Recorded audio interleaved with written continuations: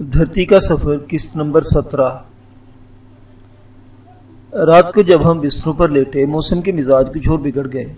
آسمان پر بادلوں کے جھمگٹے ہو رہے تھے، ہوا میں تیزی اور تندی آ گئی تھی اور سردی بڑھ گئی تھی۔ وہ رات غاروں کی وادی میں ہماری آخری رات تھی، مگر اتنی سرد کہ بحرفانی پہاڑوں کے سفر کا پہلی بار شدت سے احساس ہوا۔ کوکی سردار سے مقابلے کے دوران میری پسلی پر ضرب آ گئی تھی اور خدشہ تھا کہ کہیں سردی میں اس کا درد نہ جاگ اٹھے۔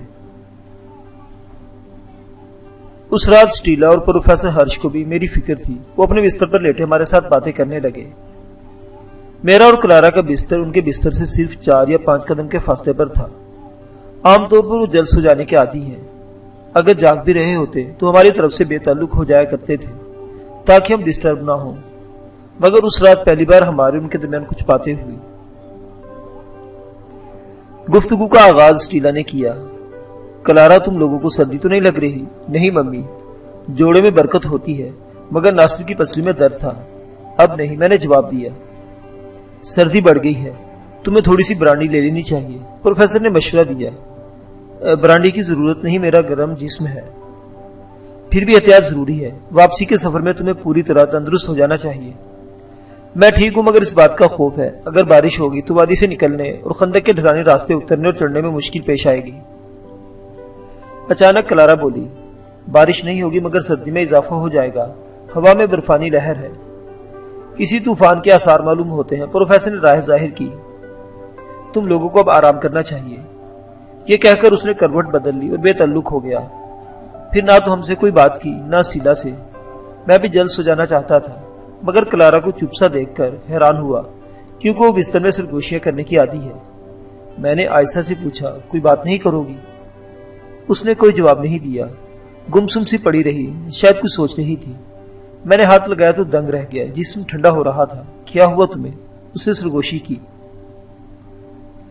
شاید کوئی طوفان آنے والا ہے، پہاڑوں پر تو ہواؤں کے طوفان آتے ہی رہتے ہیں، ہو سکتا ہے یہ طوفان میرے اور تمہارے لیے ہو۔ مجھے اس کی بات بھی عجیب لگی، لہجہ بھی کچھ بدلا بدلا سا معلوم ہوا، جیسے کہیں کھو گئی ہو۔ میں نے اسے توجہ دلائی۔ ہوا کے طوفان درجہ حرارت کے غیر یکساں ہونے کے باعث آتے ہیں۔ جب تیز ہوائیں پہاڑی دیواروں اور چٹانوں سے ٹکراتی ہیں، وہاں ہوا کا دباؤ کم ہو جاتا ہے۔ پھر ہوا بڑھتی اور پھیلتی ہے تو تمام چیزوں سے جو اس کی زد میں ہوتی ہیں کچھ حرارت کھینچ لیتی ہے، جس سے سردی میں اضافہ ہو جاتا ہے۔ اونچے پہاڑوں پر اس عمل کا دائرہ ذرا وسیع ہوتا ہے، اس لیے وہاں برف جمتی اور زیادہ سردی پڑتی ہے۔ ہمالیہ کی بلند چوٹیوں پر 12 مہینے برف جمی رہتی ہے، برفانی ہواؤں کے طوفان گزرتے رہتے ہیں۔ بلا کائنات کی سمل کو مجھ سے یا تم سے کیا واسطہ؟ وہ چپ چاپ میری بات سنتی رہی اور دیکھتی رہی، پھر بولی، کیا تمہارا خیال ہے ہوا کے طوفان اور سردی کی یہ سائنس میں نہیں جانتی؟ مگر تم کہہ رہی تھی شاید یہ طوفان میرے اور تمہارے لیے آ رہا ہے۔ کبھی کبھی کائنات کی سائنس بھی انسان کو اپنی لپیٹ میں لے لیتی ہے ناصر۔ کیا طوفان سے ڈرتی ہو؟ نہیں، صرف یہ چاہتی ہوں طوفان ایسا نہیں پہلے تم میرے ساتھ ہنی مون منا لیتے۔ اور میرے ذہن میں ایک آواز بگولے کی طرح چکر کاٹنے لگی کہ ہم چاہتے ہیں طوفان آنے سے پہلے آپ کلارا کے ساتھ ہنی مون منا لیں۔ انجمن، آواز کی اس بازگشت نے مجھے حیران و ششدر کر دیا، کیونکہ چند روز پہلے میں نے تمہاری یا اپنے ہی ذہن کی یہ آواز ایک پہاڑ کے دامن میں سنی اور اسے اپنی خوش خیالی پر محمول کیا تھا، مگر کلارا نے وہی الفاظ دہرائے تو میں بے چین اور پریشان سا ہو گیا اور سوچنے لگا کہ اس روز کلارا نے بھی تمہاری آواز سن لی تھی۔ میں نے پوچھا، کیا طوفان کے بعد ہم ہنی مون نہیں منا سکتے؟ میں کچھ نہیں جانتی، یہ کہہ کر اسے غصے سے کروٹ بدل لی، منہ پھیر لیے روٹ کے مان خیال گزرا۔ کیا طوفان کا ہمارے ہنی مون سے کوئی خاص تعلق ہے؟ میں نے کندھے سے پکڑ کر کلارا کو اپنی طرف پھیرے اور پیار سے سمجھایا۔ میں نے کہا تھا واپسی پر ہم راستے میں ایک پارٹی کریں گے اور تمہارے لیے ایک الگ خیمہ لگواؤں گا۔ اگر الگ خیمہ لگوانے سے پہلے طوفان آ گیا؟ طوفان سے اتنی خوفزدہ کیوں ہوں؟ پہاڑوں پر طوفان آتے ہی رہتے ہیں۔ وہ پریشان سے لہجے میں کہنے لگی، جس طرح بادل اجالے پر چادر تان دیتے ہیں، بجلی اندھیرے میں شکاف پیدا کر دیتی ہے، سمندر جہازوں کو نگل لیتا ہے، اسی طرح بعض طوفان آدمی کو گھسیٹ کر لے جاتے ہیں، اور کبھی کبھی پہاڑوں پر ایسی رات چھا جاتی ہے جس کی صبح طلوع نہیں ہوتی۔ اس نے اشاروں اور کنائیوں میں ایک خاص خطرے کا اظہار کیا۔ سوچا وہ دلوں میں جھانک لیتی ہے، شاید کسی غرفے سے کائنات میں بھی جھانک رہی ہو، مگر کوئی بات مجھ سے چھپا رہی تھی۔ میں نے اس کی تسلی کے لیے کہا، مگر یہاں تو کوئی ایسا طوفان نہیں، صرف برفانی لہر ہے جس سے سردی بڑھ گئی ہے۔ کل ہم جنوب مشرق کی طرف سفر کریں گے تو سردی کم ہو جائے گی۔ وہ آہستہ سے میرے ساتھ لگ گئی اور تعاقم کے لہجے میں بولی، کیا مجھ سے محبت کرتے ہو؟ کرتا ہوں، میں نے اقرار کیا، اور وہ محبت مجھ سے زیادہ جوان ہو چکی ہے، تم سے علیحدگی کا تصور بھی نہیں کر سکتا۔ پھر جو کچھ میں کہتی ہوں غور سے سن لو کہ اس دنیا میں اور بھی بہت سی لڑکیاں ہیں، مگر قدرت صرف مجھے کو تمہارے پاس کیوں کھینچ لائی اور میں اپنا ماضی پیچھے چھوڑائی ہوں۔ اب وہی دھرتی، وہی ملک، وہی شہر مجھے عزیز ہے جہاں تم رہو گے، کیونکہ میں تمہارے لیے پیدا کی گئی تھی۔ تم سمجھتے رہے ہو شاید کوکی سردار کی وجہ سے ہنی مون منانے پر زور دیتی رہی، مگر بعض حادثات وقت کے دامن میں چھپ کر بیٹھے رہتے ہیں۔ مصیبت بادل کی طرح ناگہاں آتی اور بجلی کی طرح اچانک ٹوٹتی ہے، اور اس سے پہلے کہ اس قسم کا کوئی واقعہ پیش آئے تمہیں میرا حق زوجیت ادا کر دینا چاہیے، اور تم وہی کرو گے جو میں کہتی ہوں۔ اس کے الفاظ میں، لہجے میں ایک واضح انتباہ تھا جس نے مجھے حیران کر دیا۔ انسان کے کان ساری باتیں سن لیتے ہیں، مگر ذہن بعض باتوں کو سمجھ سے انکار کر دیتا ہے۔ میرا ذہن بھی اس کے بعض الفاظ کا مفہوم سمجھنے سے عاری تھا۔ میں نے وضاحت چاہی، اگر تم جانتی ہو تو مجھے بتا کیوں نہیں دیتی کہ کیا ہونے والا ہے؟ بس جو کچھ مجھے کہنا تھا کہہ دیا، تمہیں صرف میرا کہا پورا کرنا ہے۔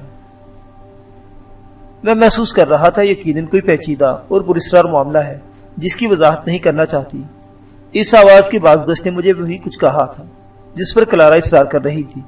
میں نے معاملہ اس کی مرضی پر چھوڑ دیا۔ بتاؤ مجھے کیا کرنا ہوگا؟ خندق پار کر لینے کے بعد کسی مناسب جگہ پارٹی کرنا اور مجھے الگ خیمے میں لے جانا۔ میں نے اسے ساتھ لگا لیا، جو کچھ کہتی ہوں وہی کروں گا۔ وہ خوش ہو گئی اور آہستہ آہستہ اس کا بدن پھر گرم ہوتا چلا گیا۔ باہر ہوا کی لہریں چل رہی تھی جس سے سردی میں اضافہ ہو گیا تھا، اور آسمان پر بادلوں کے ڈھول بج رہے تھے۔ 16 مئی کو ناشتے سے فارغ ہوتے ہی ہم نے خیمے اکھاڑے، کیمپ اٹھا لیا اور ٹھیک 9 بجے وادی سے نکل کر خندق کی شمالی ڈھلان اترنے لگے۔ ہوا تیز اور سرد تھی، آسمان پر بادل پھیل رہے تھے، ٹکرا رہے تھے، مگر جیسا کلارا نے کہا تھا بارش نہیں ہوئی اور ہم کسی مشکل کے بغیر خندق کے ڈھلانے راستے عبور کرتے اس کے جنوب مشرقی پشتے پر آ گئے۔ مگر نشیب و فراز سے گزرتے دن کا 1 بج گیا۔ ہم نے جنوبی پشتے پر دوپہر کا کھانا کھایا، چند لمحے آرام کیا اور تازہ دم ہو کر چل دیے۔ اب عبدل قافلے کی رہنمائی کر رہا تھا، جس نے واپسی کے راستے یاد رکھے تھے۔ وہ ایک اچھا اور قابل اعتماد ساتھی ہے۔ کوکی سردار ہماری پارٹی سے بچھڑ گیا اور عظیم و محیب خندق کے گڑھے میں ہمیشہ کی گہری نیند سو رہا تھا۔ پھر بھی مجھے یوں محسوس ہوا جیسے مرا ہوا آدمی ہمارے پیچھے پیچھے آ رہا ہو، حالانکہ ہمارے عقب میں ایک اڑتے بگولے کے سوا اور کچھ نہ تھا۔ حسین کلارا کا گھوڑے پر سوار میرے پہلو بہ پہلو چل رہی تھی، اور تیز ہوا میں اس کے بال اڑتے ہوئے بادل کی طرح کندھوں پر لہرا رہے تھے۔ ہم خندق کے پشتے سے 1 میل دور نکل آئے، اور اس نے گردن موڑ کر غاروں کی وادی پر نظر ڈالی اور کہا، کتنی عجیب بات ہے، جو شخص ہمیں غاروں کے شہر تک لے آیا تھا دنیا سے دور چلا گیا۔ میں نے اسے بتایا، اس دنیا میں ہر وقت کوئی نہ کوئی آتا ہے، کوئی نہ کوئی جاتا ہے۔ یہ آنا جانا رہتی دنیا تک لگا رہے گا، اور لوگ زندگی کی قافلے سے بچھڑتے رہیں گے، مگر کوکی سردار کی آخری منزل وہی تھی جہاں ہم اسے چھوڑ آئے ہیں۔ وہ کسی خیال میں کھو گئی۔ بڑا ونڈرفل مگر خطرناک آدمی تھا۔ اگر مجھے پریشان نہ کرتا تو میں اس سے جادو سیکھنا چاہتی تھی۔ میں ہنس دیا، تمہیں جادو سیکھنے کی کیا ضرورت ہے، ویسے ہی جادو کر دیتی ہو۔ اس نے بڑی دلکش اور پیاری نظروں سے میری طرف دیکھا۔ میں نے کہا، عورت کے حسن میں جادو سے زیادہ کشش ہوتی ہے۔ ایک نظر ڈالتی ہے تو آدمی کو دنیا و گرد و پیش کو اور اپنے آپ کو بھول جاتا ہے۔ کلارا نے اپنے ہونٹوں پر مسکراہٹ کا جادو بکھیرتے ہوئے پوچھا، مگر تم ٹرانس میں کیوں نہیں آتے؟ آ تو چکا ہوں کب سے، میں نے جواب دیا۔ اس وقت بھی تمہاری ٹرانس میں ہوں، آنکھوں سے جادو پھونک رہی ہو۔ اس کی مسکراہٹ اور دل نواز ہو گئی اور بڑے پیار سے کہنے لگی، کبھی ٹرانس میں آتے ہو، کبھی نکل جاتے ہو، مگر جس رات میرے لیے الگ خیمہ لگواؤ گے تم پر ایسا جادو پھونک دوں گی کہ پھر ہر وقت میری ٹرانس میں رہو گے۔ یہ کہہ کر اس نے آسمان کی طرف دیکھا۔ بادل پھٹنا شروع ہو گئے تھے، ہوا بس دستور تیز تھی، اور اس کے خوبصورت بال کبھی کندھوں پر لہراتے، کبھی چہرے پر بکھرتے، بڑا حسین منظر پیش کر رہے تھے۔ شاید فضا میں کسی آنے والے طوفان کا جائزہ لے رہی تھی، مگر ہوا کی لہریں اپنا رخ بدل رہی تھی، میں نے کہا۔ آسمان پر کیا دیکھتی ہو؟ طوفان آئے یا نہ آئے، راستے میں تمہارے ساتھ سوشل کمیونیکیشن ضرور ہوگا۔ یہ الفاظ سن کر اس کی آنکھوں میں ایک ایسی چمک پیدا ہوئی جس نے گلابی چہرے کو بھی شگفتہ کر دیا اور وہ کسی پرکیف تصور میں کھو گئی۔ بادل کچھ اور ہلکے ہو گئے تھے مگر سردی کم نہیں ہوئی۔ ہواؤں کی گردش میں تیزی تھی۔ بادلوں کی چھاؤں میں سفر جاری رہا اور شام کو ہم پہاڑی ٹیلوں کے درمیان ٹھیک اس مقام پر پہنچ گئے جہاں سونگا مونگا نے 1.5-2 میل پرے آگ دلا کر کوکی سردار کو گھومی کے آنے کا دھوکہ دیا تھا۔ وہیں کیمپ لگا دیا گیا۔ ان ویران پہاڑوں پر دور دور تک آبادی کا نام و نشان نہیں اور ایک عجیب قسم کی وحشت انگیز تنہائی کا احساس ہوتا ہے۔ جب خیمے نصب ہو رہے تھے اور الاؤ روشن کیا جا رہا تھا، کلارا میرا ہاتھ پکڑ کر شام کے ملجے کے اندھیرے میں ایک طرف چلنے لگی اور خود ہی میرا ہاتھ اپنی کمر میں ڈال لیا۔ دراصل میں کبھی کبھی بھول جاتا ہوں کہ یورپی لڑکیوں کے ساتھ چلتے پھرتے میرا ہاتھ اس کی کمر میں ہونا چاہیے۔ میں نے اسے توجہ دلائی۔ بادل ہلکے ہو گئے ہیں، شاید آگے جا کر سردی بھی کم ہو جائے۔ موسم اچانک بدل جاتے ہیں اور موسم کی طرح خود بھی اچانک بدل گئی۔ تم نے کہا تھا راستے میں پارٹی کریں گے، کہاں کرو گے پارٹی؟ اب میں خود اس کے ساتھ خوش رہنا چاہتا تھا۔ جہاں کہو گی تمہارے لیے خیمہ لگوا دوں گا۔ وہ خواباور سی آواز میں بولی۔ پارٹی کے لیے وہ وادی ٹھیک رہے گی جہاں یوک کا شکار کیا تھا، جہاں گلابی مرمر کا ایک غار ہے۔ غار میں تو ضرور جاؤں گی، لے جاؤ گے نا؟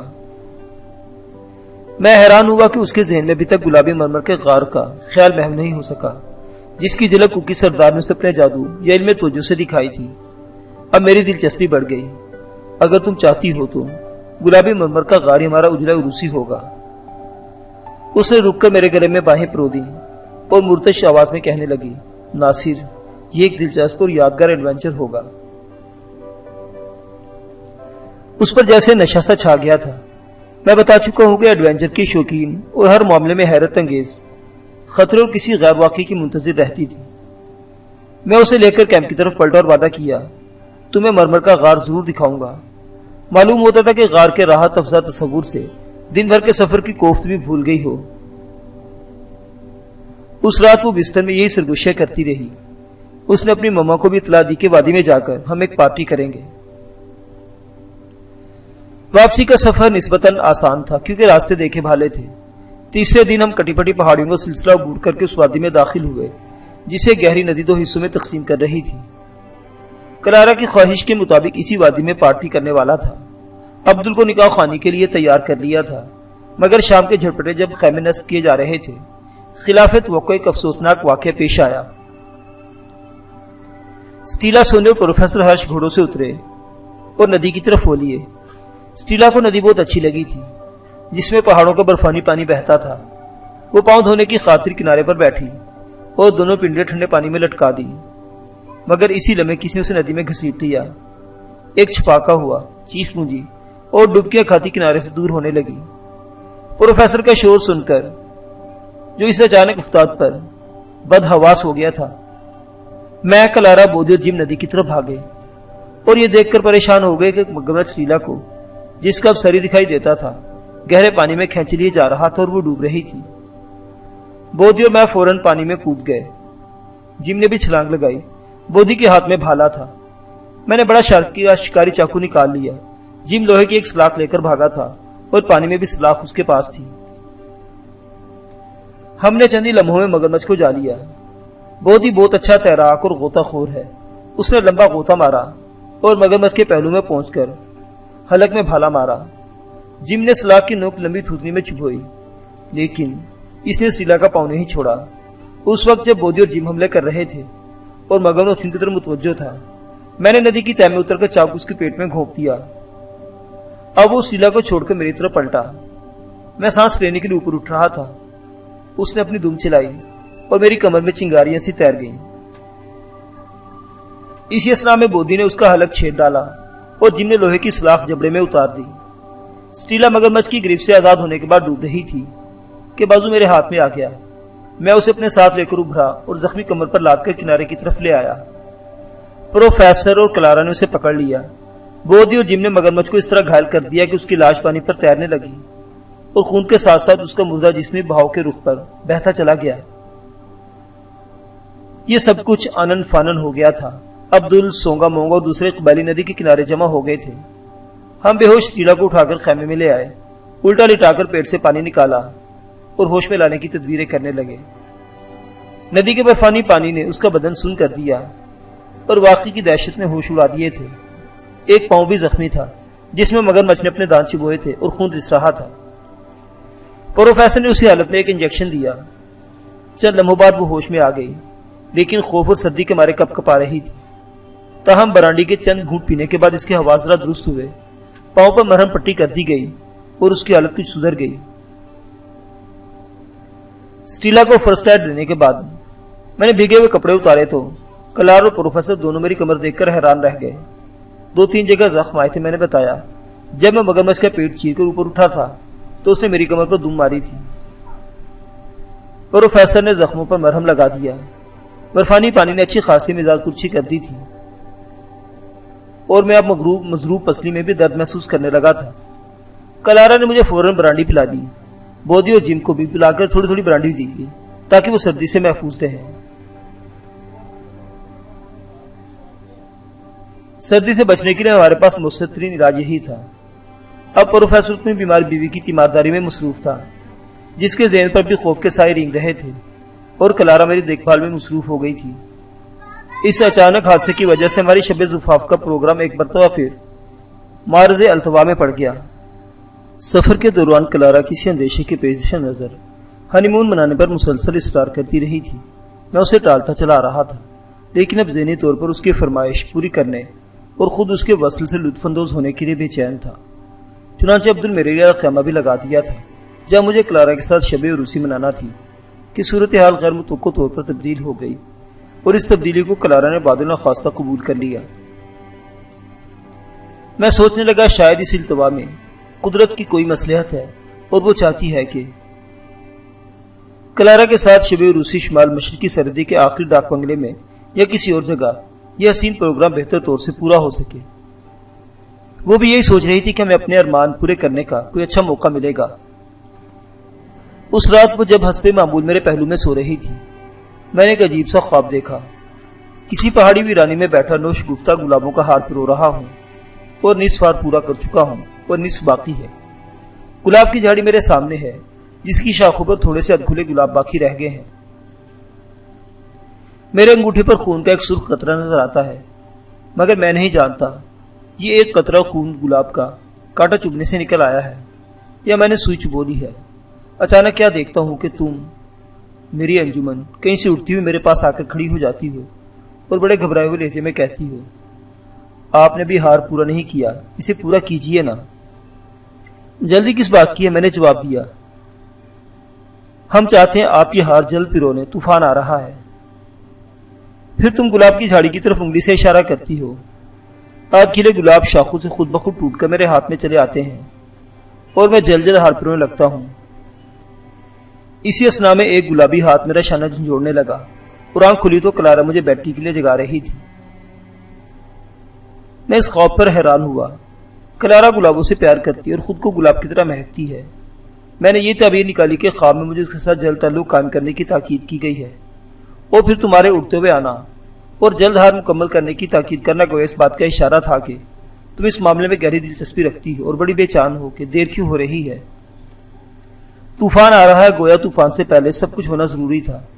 کلارا بھی یہی کہتی تھی، خواب میں بھی یہی اشارہ ملا، اور اب میں سوچنے لگا کلارا کا اصرار بے وجہ نہیں تھا، ضرور اس کے پیچھے قدرت کے اسرار کار فرما ہے، اور یہ نتیجہ بھی اخذ کیا کہ تمہاری طرف سے مجھے دوسری شادی کی اجازت ہے۔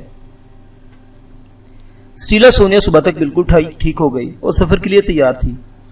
میں بھی چاہتا تھا کہ جلد از جلد ڈاک بنگلے پہنچوں اور خواب کی تعبیر کا سامان کروں۔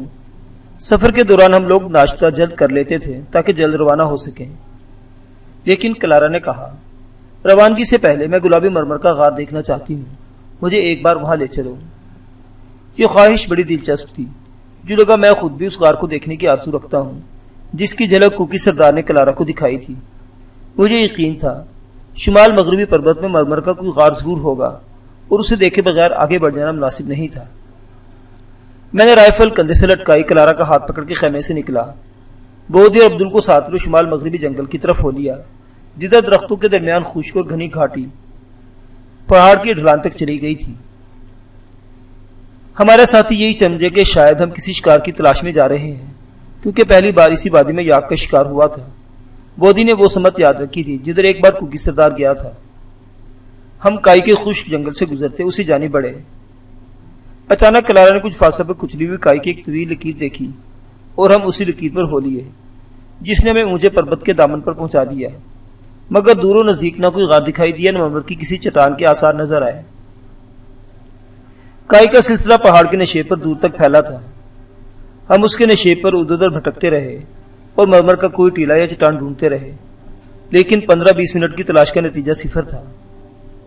مان کلارا نے ایک ترچھی چٹان کی طرف اشارہ کیا، جس کے قدموں میں کیکر بندے کی سی جھاڑیاں کھڑی تھی۔ بودی نے شاخوں کو ہٹا کر دیکھا تو کسی کھوکھا دہانا نظر آیا، اگرچہ وہ بھورے پتھروں کی کام سی چٹان تھی، مگر کلارا کھو کا منہ دیکھتے ہی چلائی، یہی ہے۔ بودی اور عبدل کو حفاظت کی غرض سے باہر چھوڑ کر میں کلارا کو لے کر کھو میں داخل ہو گیا۔ ٹارچ کی روشنی میں دیکھا تو اندر ہلکی ہلکی چھدری کائی گھاس کی طرح اگوی تھی، لیکن سوکھ چکی تھی۔ کٹی بڑی دیواروں پر جالے لٹک رہے تھے اور کھو کے اندر ایک سرنگنما راستہ کہیں آگے جا رہا تھا۔ کلارا نے اس راستے پر ٹارچ کی روشنی ڈالی اور میں رائفل تھامے اس کے مڑے توڑے کھوکھلے راستے پر آگے بڑھا۔ وہاں کسی جانور یا سانپ وغیرہ کا خطرہ ہو سکتا تھا، اس لیے میں پوری ہوشیار تھا۔ اندر کوئی شے ٹارچ کے حالے میں چمکتی نظر آئی۔ مڑا توڑا کھوکھلا راستہ ایک غار کے دھانے پر ختم ہوا اور ہم دونوں یہ دیکھ کر حیران رہ گئے کہ فی الواقع گلابی مرمر کے خوبصورت غار تھا، جس کی شفاف دیواریں روشنی میں چمک دمک رہی تھی۔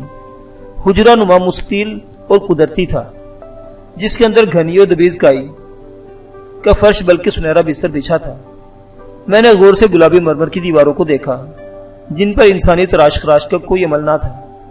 مرمر بھی نہایت اعلیٰ درجے کا تھا، اور یہ معاملہ میری سمجھ سے بالا تھا کہ ایک پہاڑ کے اندر یہ خوبصورت غار کس طرح مارز وجود میں آ گیا، کیونکہ مرمر دوسرے پتھروں کی بنسبت ٹھوس اور چکنا ہوتا ہے، اور اس کے اندر خلا پیدا ہونا یقیناً ناقابل فہم تھا۔ میں یہ تو ضرور سمجھ گیا کہ پہاڑ کے اندر قیمتی مرمر کی چٹانیں ہوں گی، تاہم اس غار کی کوئی سائنٹیفک توجہ میرے ذہن میں نہ آ سکی۔ عظیم قدرت کے بعض مظاہر ناقابل فہم ہوتے ہیں۔ میں تو اس سوچ میں گم تھا کہ مرمر کا یہ غار خود بخود کس طرح بنا۔ کلارا کسی اور ہی خیال میں مگن تھی۔ اس نے میرا ہاتھ دبا کر بچھی ہوئی خشک کائی کی طبیعت تہ کی طرف اشارہ کیا اور بولی، کتنا رومانٹک غار ہے، کتنا رومانٹک بستر ہے، کیونکہ سردار مجھے اسی بستر پر بلاتا تھا۔ یہ کہہ کر آگے بڑھی اور بے اختیار کائی کے بستر پر لیٹ گئی۔ شاید ایڈونچر یا کسی جذبے کی تھوڑی سی تسکین چاہتی تھی، مگر جو ہی ہاتھ میں پکڑی ٹارچ کا حالہ پیالہ نما لمبے بے ترتیب چھت سے پڑا، لیٹی لیٹی نظریں اوپر اٹھی۔ اس کے چہرے پر اچانک گھبراہٹ پھر دہشت کے آثار ظاہر ہوئے۔ یوں لگا جیسے کسی نے اسے بستر پر جکڑ دیا اور چیخ مارے خوف کے حلق میں گھٹ کے رہ گئی ہو۔ پہلے تو میں کچھ سمجھ ہی نہ سکا کہ معاملہ کیا ہے۔ جب اس نے بے چینی سے تڑپ کر کائی پر پاؤں مارے اور ہاتھ میری طرف بڑھایا گویا مدد چاہتی ہو، تب میں نے جلدی سے اپنی طرف کھینچ لیا۔ میرا خیال تھا کائی میں چھپی کسی بچھو یا سپولے نے اسے کاٹ لیا ہے۔ اچھل کر اٹھی اور دہشت زدہ سے میرے ساتھ لگ کر کھڑی ہو گئی۔ بدن پر خوف کی کپ کپی تھی، رنگ یکلخت پیلا ہو گیا تھا۔ میں نے حیرت سے پوچھا، کیا ہوا تمہیں؟ وہ گھبرائی ہوئی آواز میں بولی، جب میں کائی کے بستر پر لیٹی، دو غیر میری ہاتھوں نے مجھے پکڑ لیا، ساتھ ہی اپنے بدن پر نامعلوم سا بوجھ محسوس کرنے لگی، جیسے کسی نے مجھے اپنے نیچے دبا لیا ہو۔ اٹھنے کی کوشش کرتی تو اٹھ نہیں سکتی، چیخنا چاہو تو آواز نکل نہیں سکی۔ شاید یہ غار آسیب زدہ ہے۔ اس کا یہ عجیب و غریب بیان سن کر میں حیران رہ گیا کہ اپنے ہوش میں ہو؟ بالکل ہوش میں، وہ دیکھو۔ اس نے ایک بار پھر خوفزدہ نظروں سے چھت کی طرف دیکھا اور مجھ پر اس کی سراسیمگی کا معاملہ کھل گیا۔ اوپر ایک مردہ الو لٹک رہا تھا، بلکہ دھاگے سے باندھ کر ٹھیک اس جگہ لٹکا دیا گیا تھا جس کے نیچے دبیز کائی کا بستر بچھا تھا، اور بستر پر لیٹتے ہی نظریں اس پر پڑنا لازمی تھی۔ ظاہر ہے یہ حرکت کوکی سردار نے اس وقت کی ہوگی جب غاروں کے شہر کی طرف جاتے ہوئے ہم نے اس وادی میں پڑاؤ ڈالا اور وہ کلارا کو کائی کے اسی بستر پر بلانا چاہتا تھا۔ میرا ہاتھ اس کے کندھے پر تھا اور وہ ابھی تک کپ کپا رہی تھی۔ میں نے اس کے خوب اور آسیب کو آصف کے وہم کو دور کرنے کی کوشش کی۔ تم دراصل اس مردہ الو کو دیکھ کر ڈر گئی تھی اور تمہارے حواس پر خوف اس قدر غالب آ گیا جیسے کسی نے تمہیں کائی کے بستر پر جکڑ دیا ہو۔ اس نے میری بات توجہ سے سنی اور بتانے لگی، میں نے اپنے جنس پر اندیکھے بازوں کی پوری گرفت محسوس کی تھی۔ میرے اوپر ایک بوجھ تھا۔ خوف کی حالت میں رسی بھی سانپ نظر آتی ہے۔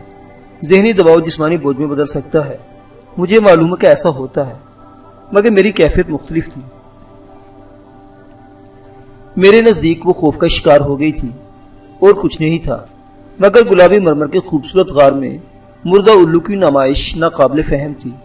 غالباً کوکی سردار نے اپنے عمل تسخیر کو مؤثر بنانے یا کسی اور مقصد کے اسے عین بستر کے اوپر لٹکا دیا تھا۔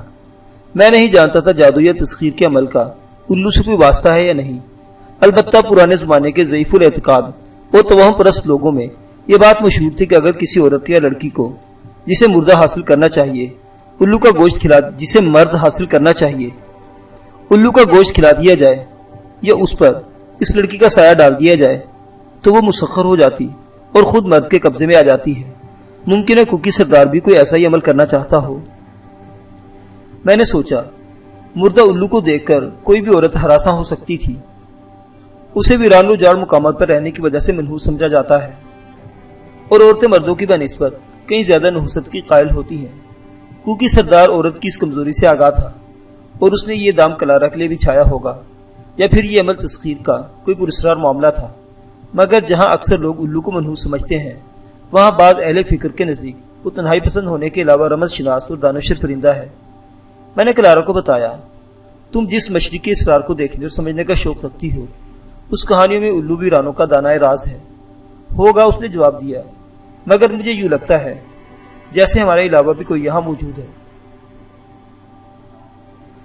اس کا وہم یا خوف دور کرنے کے لیے میں نے اسے باہوں میں بھر لیا، پیار کیا، اور وہ گلابی مرمر کے غار کی افسانی حیثیت کے خیال کر کے میرے پیار سے ایک عجیب سی رومانی کیفیت میں کھو گئی۔